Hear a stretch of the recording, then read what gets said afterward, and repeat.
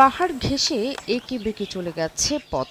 শুষ্ক মৌসুমে ধুলা আর বর্ষায় কাদায় একাকার হয়ে থাকে এই সড়ক। গাড়ি চলার অনুপযোগী রাস্তাটি দিয়ে পায়ে হাঁটতেও বাড়তি সতর্ক থাকতে হয় পথচারীদের।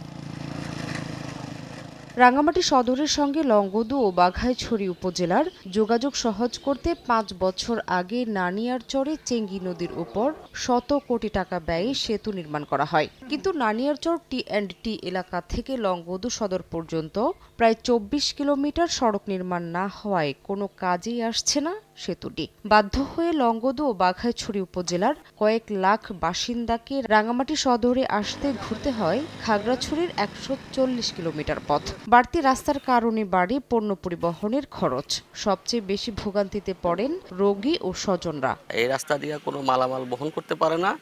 দ্বিতীয়ত আপনার যদি কোনো রোগী নেওয়ার প্রয়োজন হয় রাঙ্গামাটিতে, সেটাও নিতে পারে না। রাস্তা তাহলে আরেকটু ভালো হবে আর কি। এখন আপনার ওই পাহাড় থেকে আনারস, খোলা এগুলো আপনার একদম চিটিয়াং ঢাকা নেওয়া যাবে। সরকার যদি জনগণের উপর ভালো চায় তো রাস্তা ফাঁকা হলে ভালো হবে আর। সড়কটি নির্মাণের জন্য মন্ত্রণালয়ে একটি প্রস্তাবনা পাঠানো হয়েছে বলে জানিয়েছে সড়ক বিভাগ। সড়কটি সম্প্রসারণ এবং এই সড়কের অ্যালাইনমেন্ট তৈরির জন্য প্রস্তাব দিয়েছি মন্ত্রণালয়কে। এটা সিদ্ধান্ত আসলে আমরা পরবর্তী কার্যক্রমের জন্য প্রস্তুতি নিব।